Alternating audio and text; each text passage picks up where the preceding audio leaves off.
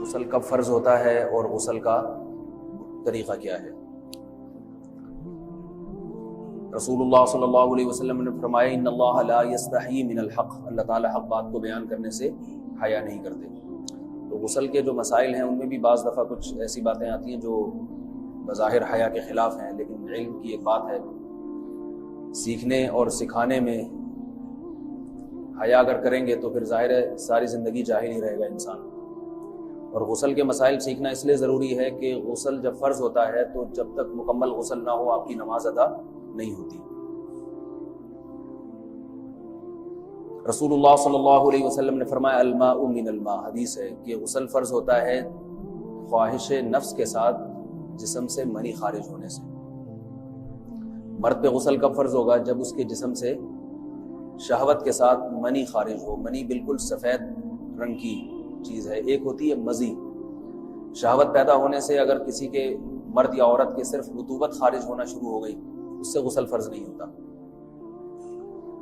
جب تک مکمل شہوت پوری نہیں ہو جاتی اور مادہ منویہ خارج نہیں ہو جاتا، چاہے احتلام کی صورت میں ہو یا کسی بھی طرح سے ہو۔ مردوں کے ساتھ چونکہ یہ بہت زیادہ ہوتا ہے نائٹ فال کی صورت میں، مردوں پر غسل کی یہ صورت بہت زیادہ فرض ہوتی ہے۔ جیسے ہی بلوغت ہوتی ہے تو احتلام شروع ہو جاتا ہے، ہفتے میں 1 دفعہ 2 دفعہ 3 دفعہ، بعض نوجوانوں کو روزانہ بھی 2 دفعہ ہوتا ہے، جبکہ خواتین میں یہ والے غسل کی صورت بہت ہی کم ہوتی ہے کہ ان کو نائٹ فال ہو یا اس طرح سے غسل فرض ہو۔ ہزاروں میں کسی ایک عورت کے ساتھ ایسا ہوتا ہے۔ ایک صورت تو یہ ہے غسل فرض ہونے کی۔ دوسری صورت کیا ہے کہ جب انسان اپنی زوجہ کے ساتھ ملاپ کرے اور انٹرکورس ہو جائے، چاہے اس صورت میں ڈسچارج دونوں میں سے کوئی ہو یا نہ ہو، لیکن دونوں پہ غسل فرض ہو جائے گا، مرد پہ بھی اور عورت پہ بھی۔ یہ تو مردوں کے غسل کے فرض ہونے کا۔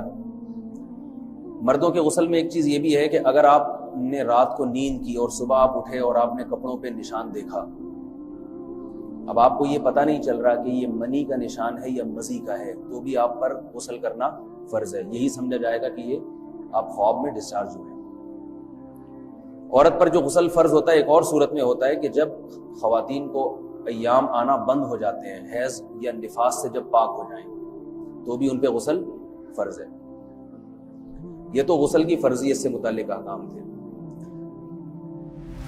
کچھ چیزیں ایسی ہیں جن میں غسل سنت ہے، فرض نہیں ہے۔ جمعہ کے دن غسل کرنا رسول اللہ صلی اللہ علیہ وسلم نے بہت زیادہ تاکید کی ہے۔ سنت کی 2 قسمیں ہیں، سنت مؤکدہ اور سنت غیر مؤکدہ۔ مؤکدہ وہ ہوتی ہیں کہ جن کو چھوڑنے کا اگر کوئی معمول بنا لے تو گناہ کا خطرہ ہے اور ایسا شخص قابل ملامت ہے، اسے شریعت ملامت کرتی ہے، برا بھلا کہتی ہے۔ تو غسل سنت مؤکدہ ہے، ہفتے میں 1 مرتبہ، چاہے جمعے کے دن ہو یا کسی بھی دن ہو۔ جو مسلمان ہفتے میں 1 دفعہ بھی نہیں نہاتا، وہ کتنا ہی نیٹ کلین ہو، مگر شریعت کی نظر میں وہ قابل ملامت ہے، اسے تانے دینے چاہیے کہ شرم نہیں آتی، ہو مسلمان مگر رہتے ہو بھنگیوں اور چماروں کی طرح۔ ملامت تو اسی کو کہتے ہیں نا۔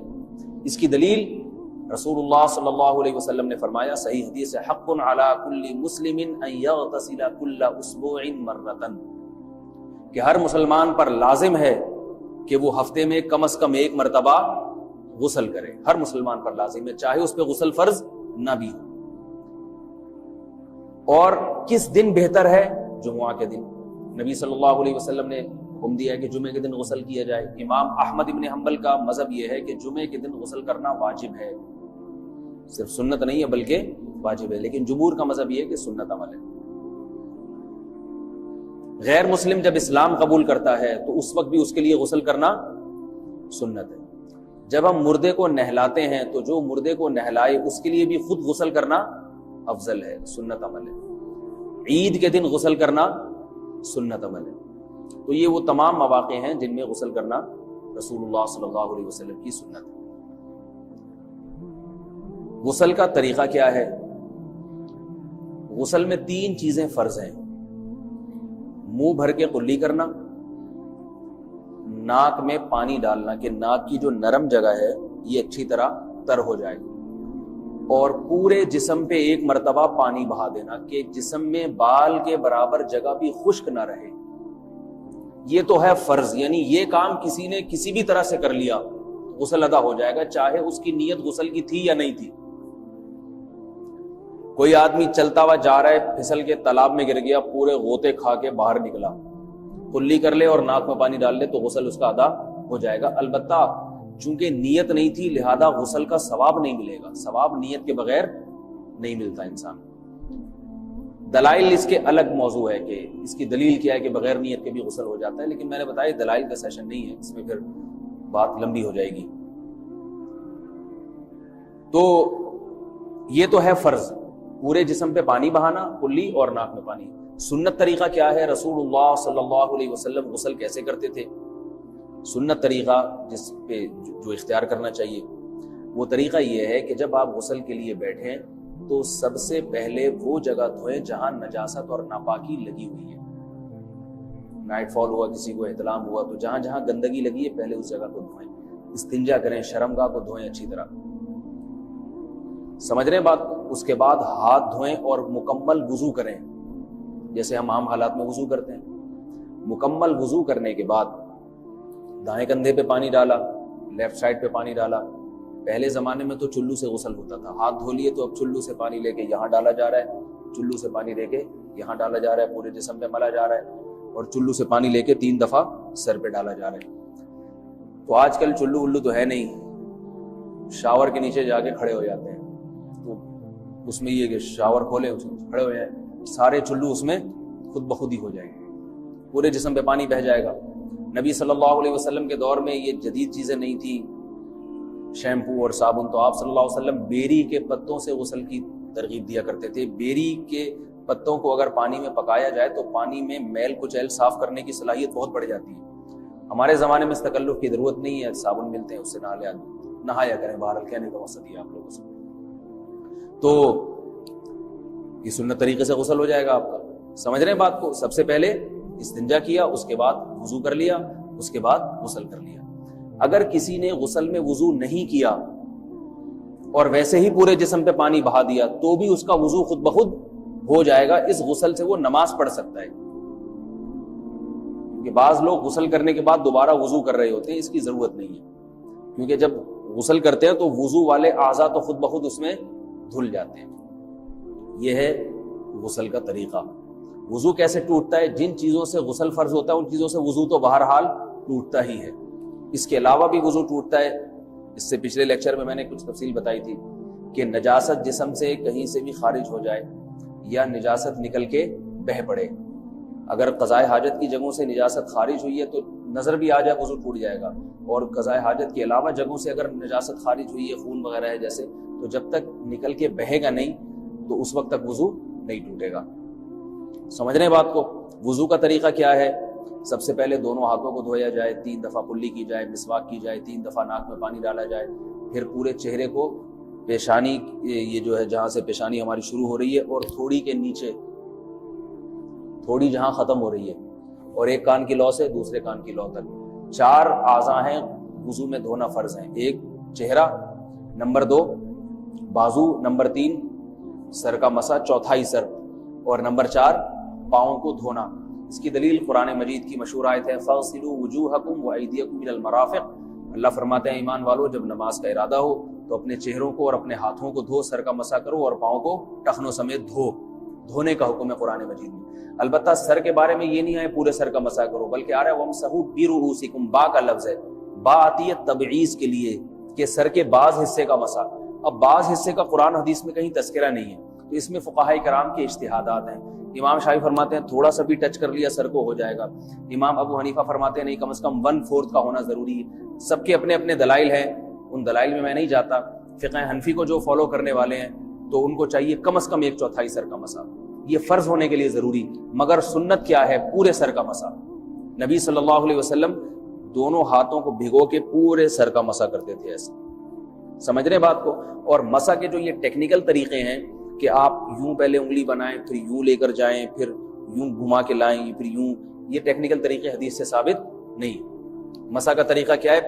بھیگا ہوا ہاتھ لے کے ایسے پورے سر کو ہو گیا.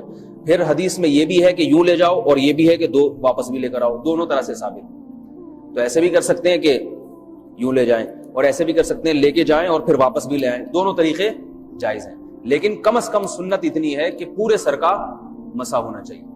بعض لوگوں کو شو مارنے کا شوق ہوتا ہے, اگر وہ واپس لائیں تو بال ان کے خراب ہو جاتے ہیں, کہتے ہیں یار یہ پھر مسئلہ خراب ہو جائے گا. تو پھر ایسے لوگ صرف یوں ہی لے جائیں کافی ہے. افضل تو یہ کہ یوں بھی لے جائیں یوں بھی لے جائیں, دونوں طرح سے صحیح ہے. بہرحال دونوں حدیث سے ثابت ہے. سمجھ رہے ہیں بات کو؟ اور یہاں ایک اہم مسئلہ بتا دوں, قرآن مجید نے پاؤں کو دھونے کا حکم دیا ہے, پاؤں پہ مسح کرنے کا حکم نہیں دیا. اور حدیث میں خفین پر مسح کرنے کا حکم ہے. تو قرآن اور حدیث کو فقہا نے جمع کیا ہے, لہذا وہ موزے جن میں آسانی سے پاؤں دھوئے جا سکتے ہیں ان میں چاروں ائمہ کے نزدیک پاؤں پہ مسح کرنا جائز نہیں. سعودی عرب میں جو بعض سلفی حضرات اور یہاں ہمارے ہاں بھی اہل حدیث حضرات نے عام موزوں پر بھی جو مسح کی ایک روایت ڈال دی ہے, اسلاف میں, تابعین, تبع تابعین میں اور چاروں ائمہ کے مذاہب میں اس کا ثبوت نہیں ملتا. اگر اسلاف میں کوئی قائل بھی ہے تو ایک شاذ قول, اکا دکا قول ملتا ہے, ورنہ یہ ائمہ اربعہ کے مذہب کے خلاف ہے. اور جو احادیث جو نقل ہوتی ہیں صحیح سند کے ساتھ ان کے بھی خلاف اور قرآن کی آیت کے بھی خلاف ہے. اس لیے کسی نے عام ساکس پہ اگر مسح کر لیا, جو عام طور پہ آفس پہن کے جاتے ہیں لوگ, اس میں تو پاؤں, آپ اگر ساکس کو پانی کے نیچے رکھیں پورا پاؤں دھل جائے گا آرام سے. تو وہاں کیا ہو رہا ہے کہ قرآن مجید کے حکم کی مخالفت لازم آ رہی ہے, آپ پاؤں دھو نہیں رہے.